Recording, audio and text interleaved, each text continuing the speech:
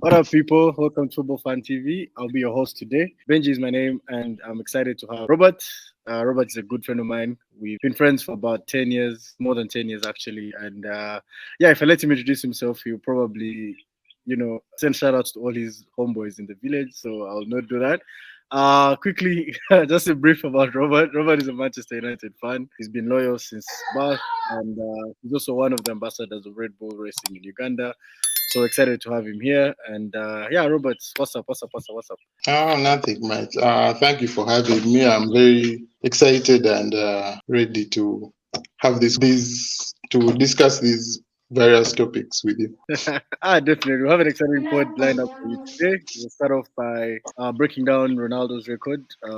He was recently recognized as the first international men's player to record 200 appearances, which is huge because that's some crazy longevity. And yeah, besides that, we'll talk about what's happening in Manchester on both sides of Manchester, City and United. We'll talk a bit about Chelsea, and then we'll kind of wrap up other transfers that are happening. Here for her, which is the slogan for SuperSport this year. The Women's World Cup is around the corner. We'll just jump into it for a bit, and yeah, that'll be it. So we'll start off with Ronaldo.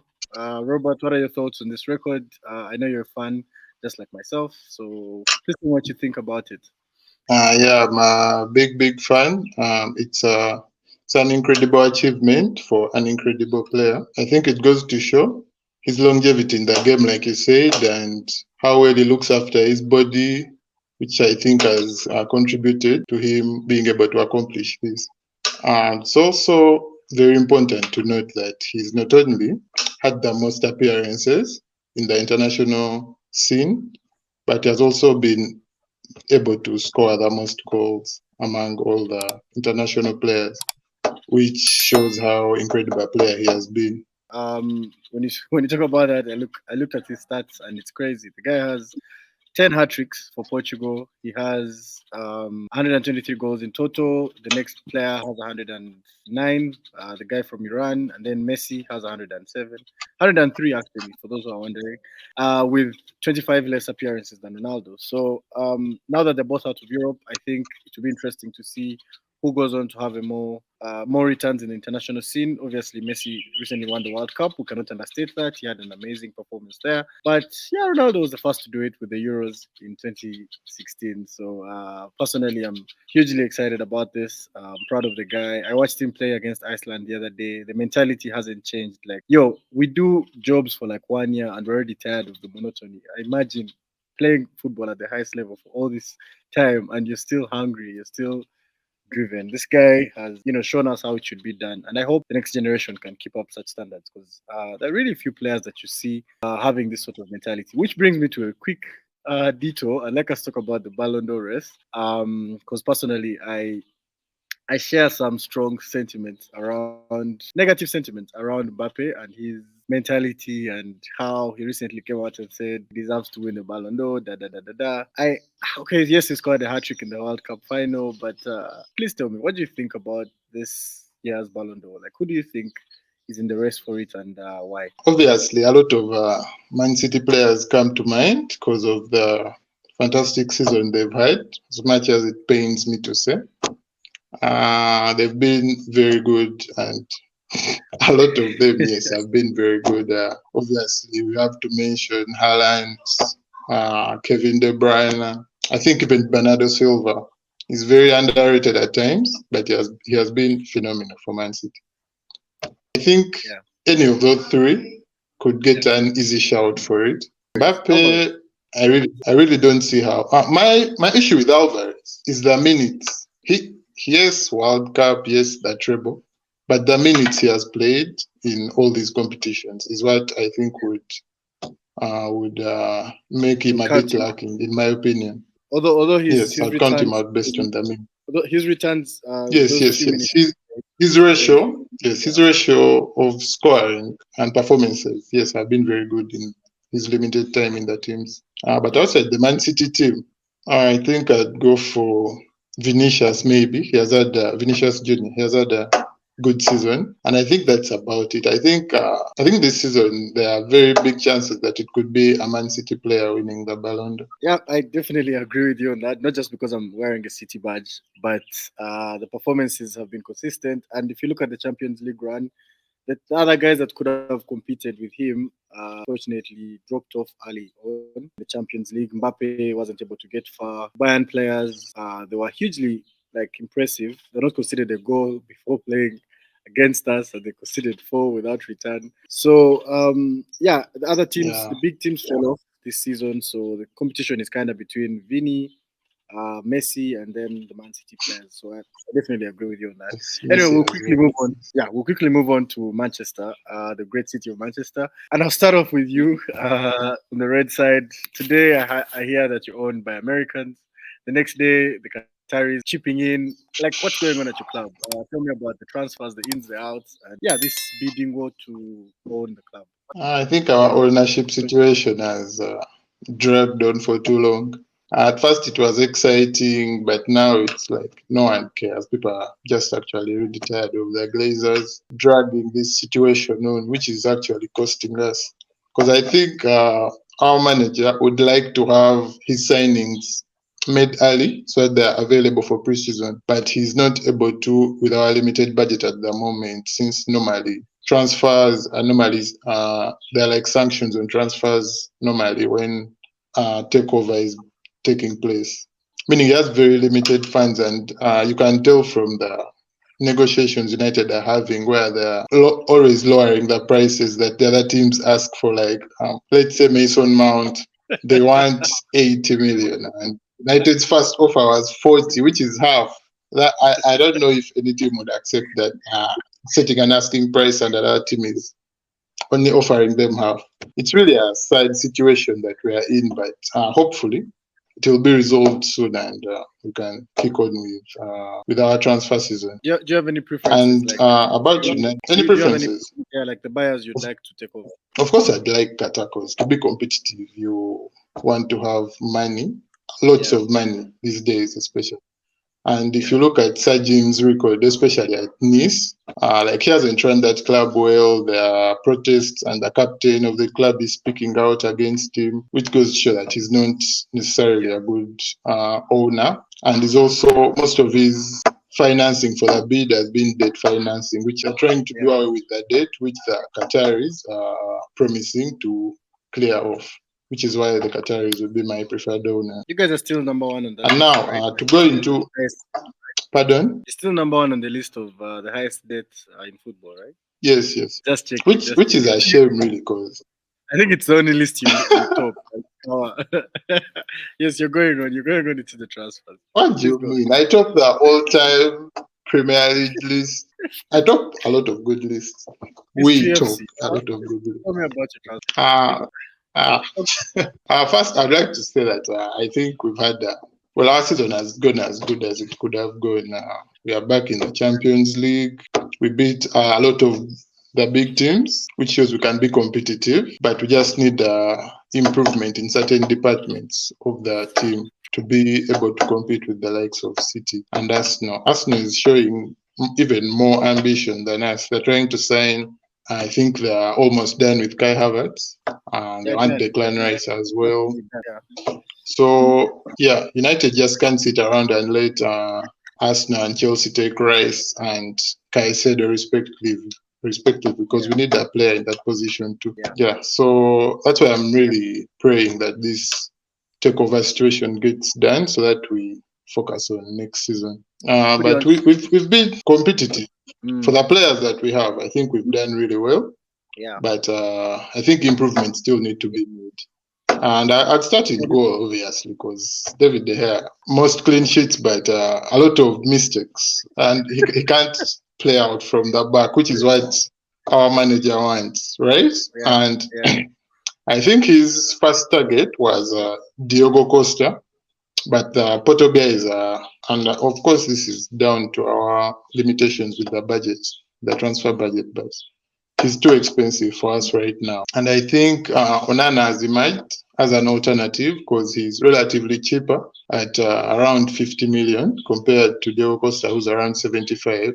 And also that Champions League performance, I think it opened Ten Hag's eyes because I think he was ready to give De Gea a chance because there had been negotiations about a contract extension, but now it seems like it's completely off, and more stories are pointing towards Onana than Diego Costa. And that would be my improvement in goal. In defense, I don't think we would need much, but maybe just someone who can stand in for Varane when he's injured. Our first option was Kim Min-jae, of course, but it looks like he's going to Bayern Munich, which leaves us with, I've been recently linked with Monaco centre back, I think Axel Disasi, the French centre back. So I think that's our plan B since we missed out on Kim Min-jae. But I think other than that, our defense is okay. Midfield, I don't know about Mason Mount, but clearly Ten Hag wants him. There are rumors that he wanted him even before, when he was still in the Dutch league. He wanted to sign him on loan. Yeah. I think that's his preferred. I think that's one of his main targets because he's the only player we've made bids for. Granted, the bids have been rejected. I think first one was 40, then second one was 45 plus 5, but have both been rejected. But it's clear Mason Mount also would like to join United. In my opinion, I think we need a second defensive midfielder, which is why I'm not happy with seeing Arsenal and Chelsea having a clear run at Caicedo and Declan Rice. I think we should get one of those players if we are really serious. And I think that would be it for midfield. Because I think Barcelona are not really going to give us Frankie de Jong, which I think is Ten Hag's preferred midfield. And of course, in strike, we've been very, very horrible. We were losing in a final, and all we had to bring on was Wout Weghorst. Depressing, yes, but I think that's where we really need to spend our big bucks.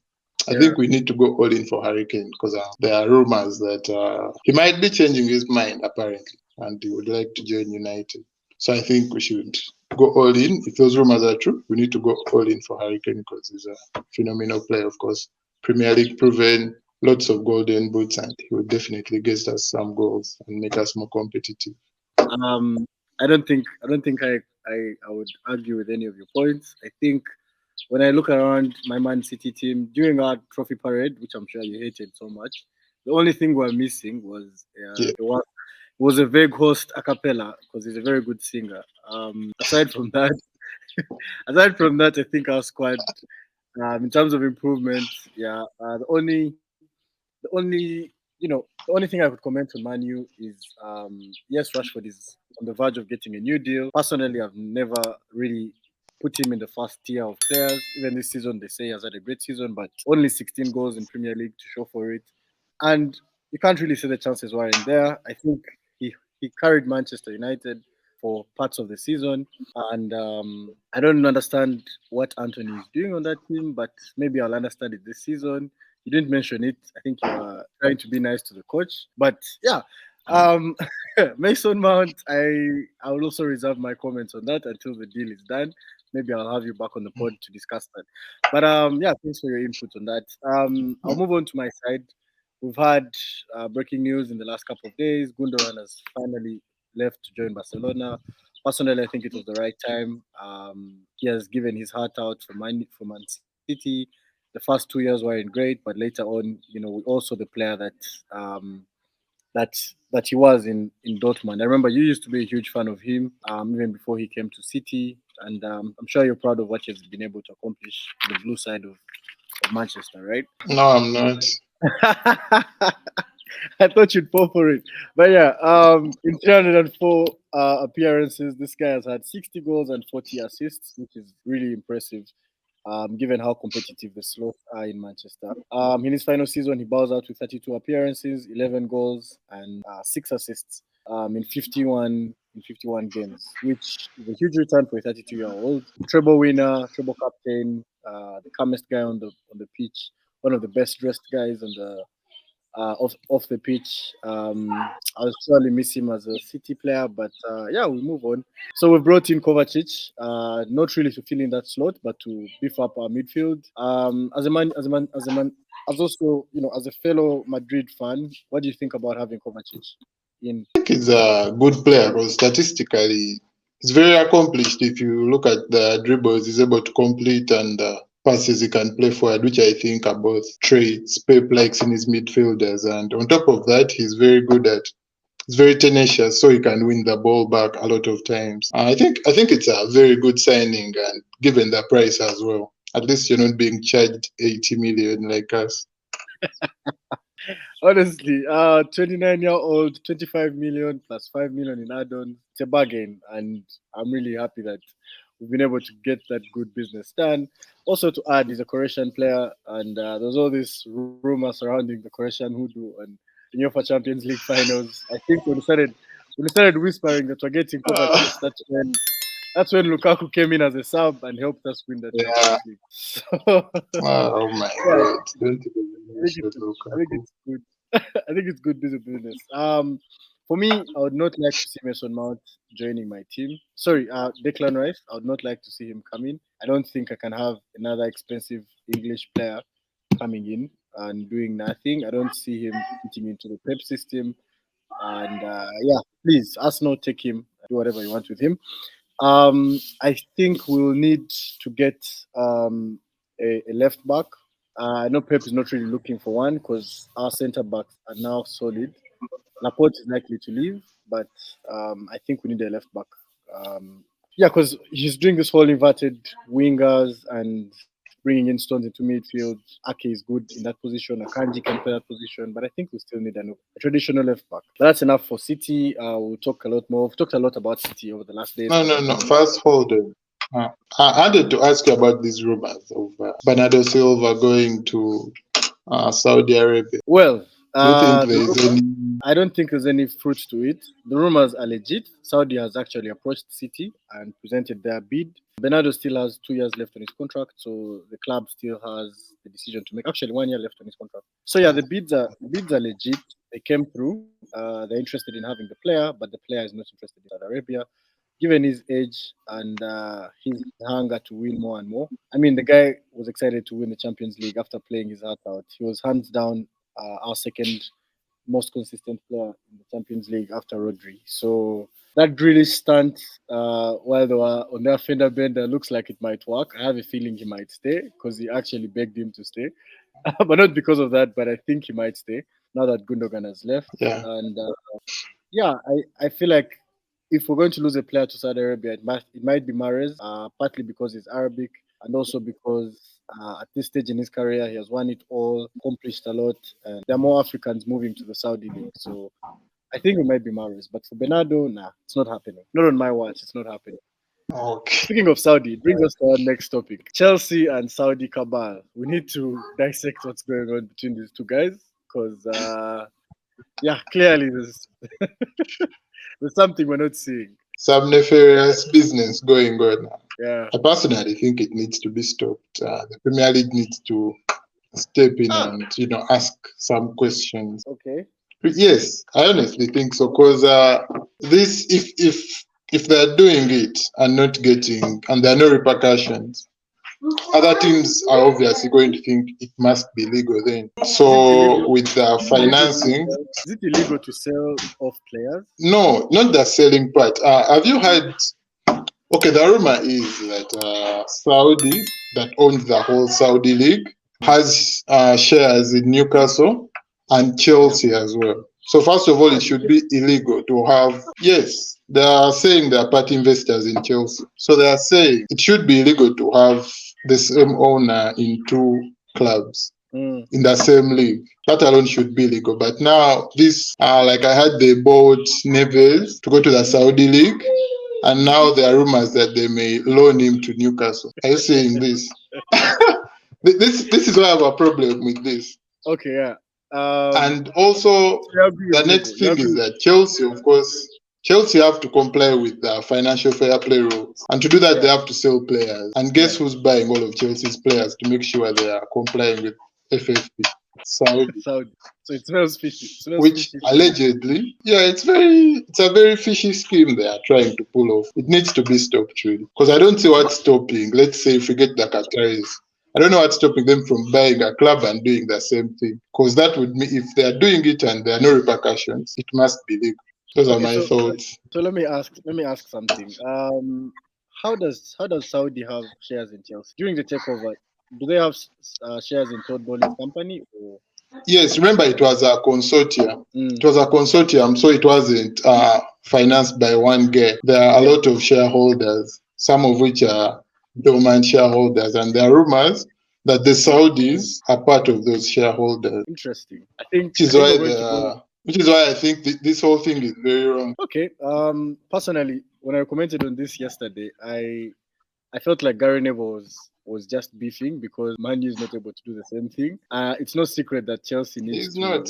Chelsea needs to trim their squad. That's not a secret, right? And if they're able to trim it and get good money out of their players, I Yes. think it's also good. They've just cheated us, no, and sold Kai Havertz for 67, almost 68 million. Yet they bought him at 70 million. Kante is 32 years old, latter years of his career. Mendy has not really had game time. He's 30 years old. Koulibaly is also 32, 32, 31. Also in his has also not had enough game time since they changed coaches. And that squad is really huge. So those are three players. ZH as well. ZH has not had Yes. a good time at Chelsea. Apart from winning the trophy, he was lucky to be on the team. Finally win the Champions League. I think his best Champions League season was with Ajax. We all know that season was phenomenal. Please remind me, was Ten Hag the coach? No, he wasn't. So It was. he was. Was the brilliant mastermind behind that Ajax season. I remember enjoying that season so much, and I was so Yeah. disappointed when Tottenham beat us and then beat them. It was just the weirdest season ever. Only to go to the final and give us the most boring Champions League final ever. Anyway, the point I'm trying to make, Yeah. But as a still, neutral, I think yesterday my sentiment was before right now I've just found out that they might have shares in Chelsea, which is fishy. But when you look at something that's weird in Saudi, I have a theory that in a very short time, Saudi will be part of the Champions League. they The state may, has but made, the state has made it clear that the whole world is turning away from oil. The world is going carbon neutral, blah blah blah. So in the next few years, they might not be able to make as much money from oil.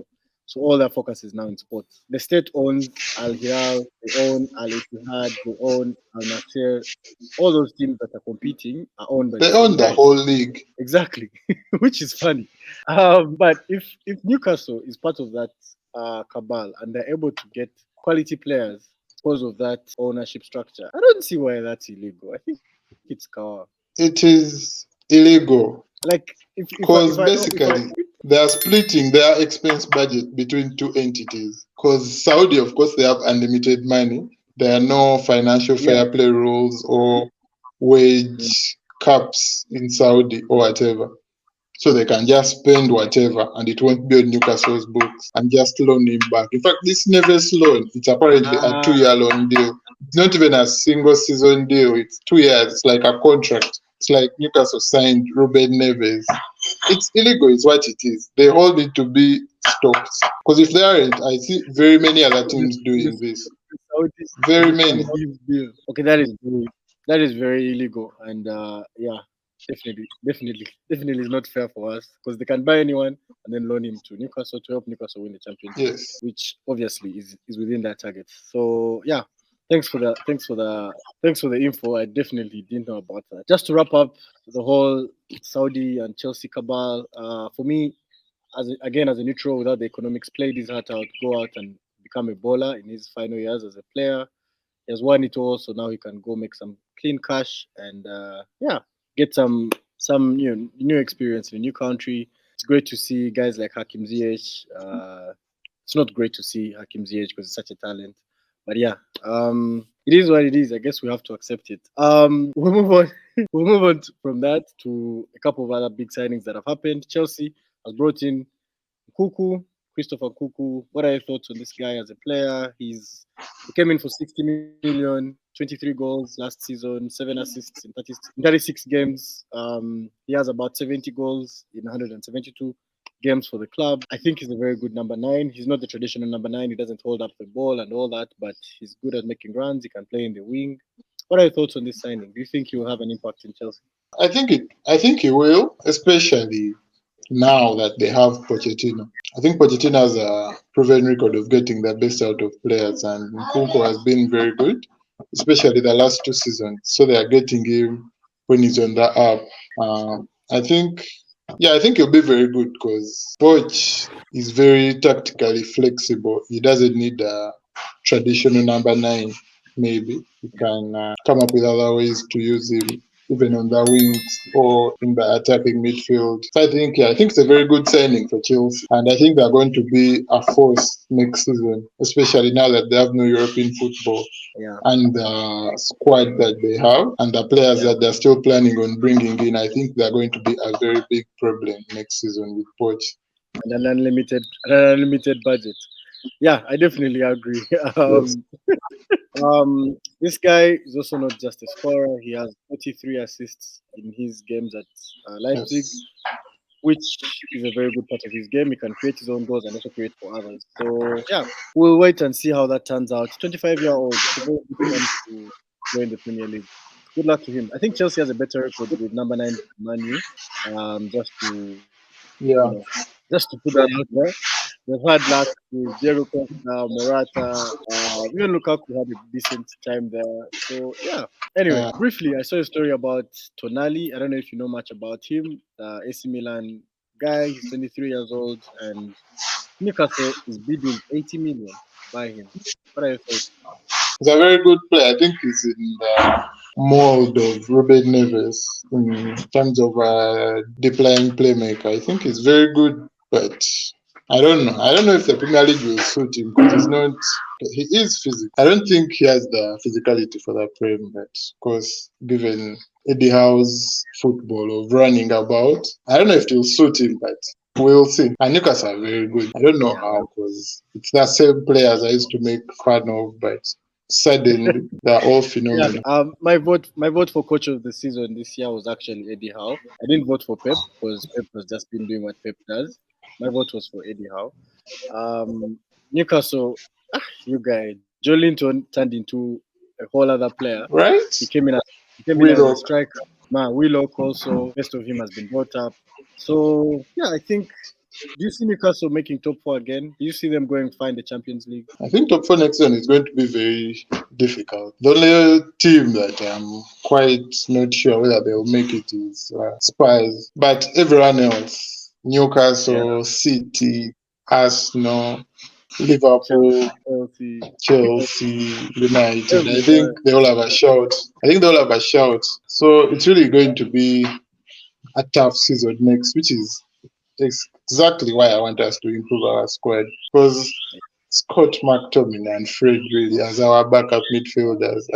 I don't see us going far with those as our options. And of course, we need the upgrade on Ericsson as well. He's good Yeah, creatively, but on the defensive side of things, he's lacking, which was seen in the FA Cup final. They ran circles around him. He couldn't do yeah. anything. So I definitely agree with that assessment. Personally, it's not that I have it in for Manu, but I don't feel like United will be able to balance the Champions League and the Premier League next season. Even though you make Yeah. changes in your squad, I see the Premier League is going to be a lot more competitive, even for us, and I love it. I'm excited about it because I miss the days when it's like Formula One these days. Like we watch races for formality. We know Max is going to win. Premier League is just like that. We come into the season knowing City is going to win. I mean, these guys are doing it on all levels.